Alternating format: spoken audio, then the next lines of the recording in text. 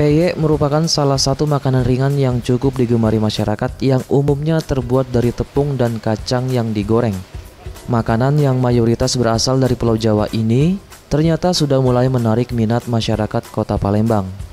Hal inilah yang dilakukan Sofi, seorang pengusaha kuliner yang mencoba memasarkan peyek di Kota Palembang, meski di tengah lesunya pasar akibat dampak pandemi COVID-19. Sofi mengaku penjualannya justru meningkat di tengah pandemi COVID-19 yang bisa menjual 150 toples peyek dalam satu hari. Justru di masa pandemi ini kita lagi naik-naiknya. Iya. Ini juga peyek ini terakhir pas pandemi ini, awal pandemi. Nggak pakai medsos juga ya?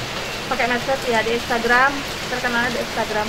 Kalau keluar kota banyak yang minat, cuman kami kasih tahu dulu kalau di luar kota itu bakal hancur gitu kalau keluar kota itu, soalnya tekstur peyeknya tipis.